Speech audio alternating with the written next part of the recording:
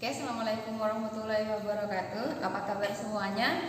Jadi hari ini kita akan memasuki bagian terakhir dari bab program linier. Jadi bisa dikatakan ini adalah intinya, utamanya dari program linier. Jadi yaitu ini masalah soal cerita pada program linier. Jadi yang kemarin kita pelajari itu sebenarnya tujuannya adalah mempermudah kita ketika nanti ketemu atau mendapatkan soal cerita untuk masalah program linier. Jadi memang kesulitan. Jadi selama ini tantangan terbesarnya ketika masalah program linier adalah memodelkan masalah program masalah soal cerita itu ke masalah matematika. Maksud saya, soal cerita yang panjang sekali itu kita biasanya mengalami beberapa kesulitan untuk mengubahnya ke dalam soal matematika sehingga mudah untuk dikerjakan. Berikut Bu Vera akan menyampaikan salah satu contoh bagaimana kita menyelesaikan soal cerita dalam permasalahan program linier.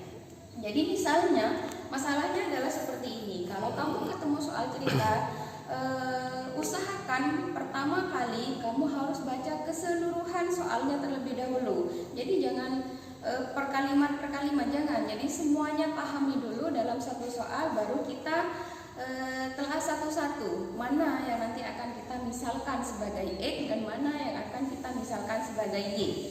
Jadi ini soalnya, luas daerah parkir 176 meter persegi. Luas rata-rata untuk mobil adalah 4 meter persegi dan bus 20 meter persegi. Daya muat maksimum hanya 20 kendaraan.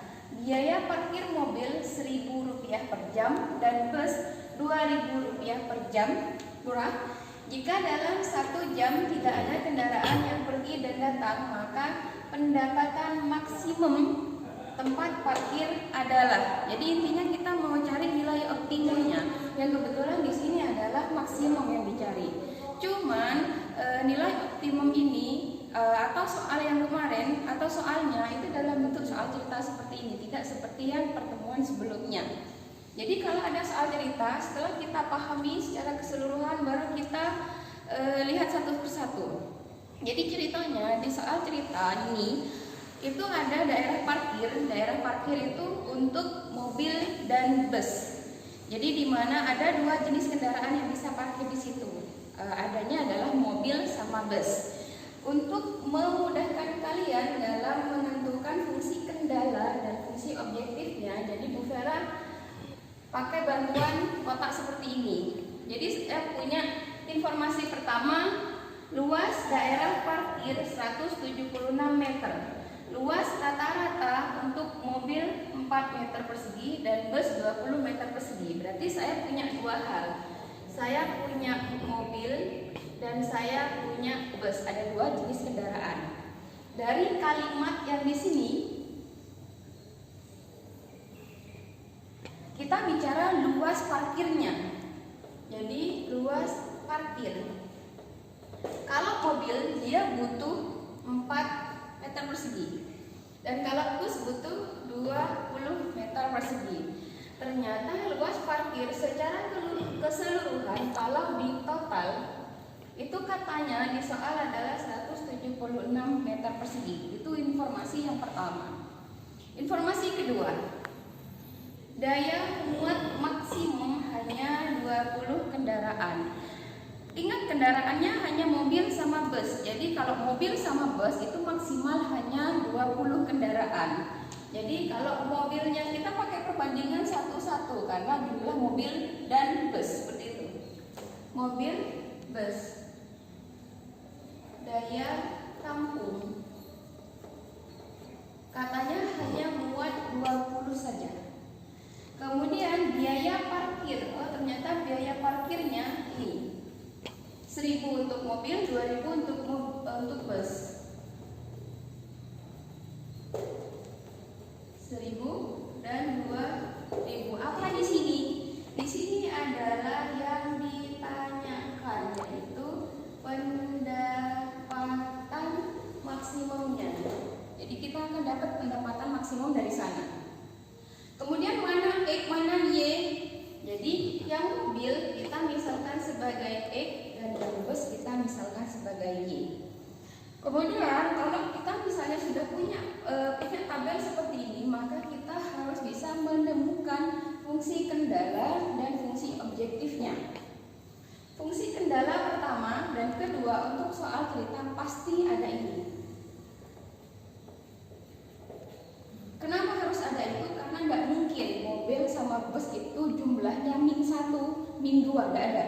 Jadi dia minimal 0, 1, 2 dan seterusnya. Jadi kita tidak bicara hal negatif. Jadi nggak ada mobil -1 mobil itu tidak ada. Sehingga kita harus batasi X lebih dari sama dengan 0 dan Y lebih dari sama dengan 0. Kemudian yang ketiga dan keempat kita bisa mencarinya atau menemukannya di tabel di sini.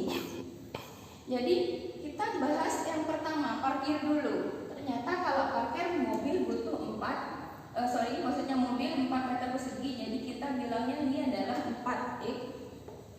Dan yang di sini adalah berarti ditambah 20Y. Kemudian totalnya 176. Tanda di sini, hati-hati dengan tanda yang di sini. Kita bisa mengisi dia dengan lebih dari sama dengan atau kurang dari sama dengan, tergantung dari soal. Kalau yang di sini, karena kita bicara tentang luas daerah parkir, luasnya hanya 176. Ketika kita mau parkir mobil, kita nggak bisa mengisi mobil yang dia lebih dari ini. Otomatis mobilnya dan busnya itu luas yang bisa diisi itu maksimal 176 karena luas parkirnya hanya 176, sehingga kita isinya dengan kurang dari sama dengan. Kemudian yang kedua, daya tampung. Jadi daya tampung ini berarti kita tuliskan X tambah Y 20. Kita juga isi kurang dari sama dengan, karena tidak mungkin isi lebih dari 20 kendaraan di tempat parkir itu, sehingga di sini kurang dari sama dengan. Jadi ini fungsi kendalanya. Fungsi objektifnya yang mana? Fungsi objektifnya adalah yang ada tanda tanyanya. Ini. Jadi saya pakai simbol Z. Fungsi objektif berarti di sini 1000 X ditambah 2000 Y, seperti itu.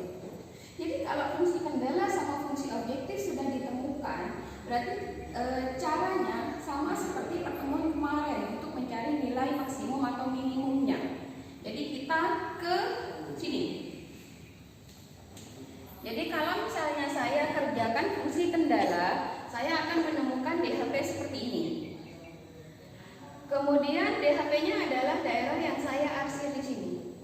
Ada 1, 2, 3, 4 titik pojok. Titik pojok yang ini harus kita cari seperti yang kemarin, eliminasi dan substitusi. Jadi saya mau mengerjakannya di sini. Berarti di sini 4X ditambah 20Y sama dengan 176.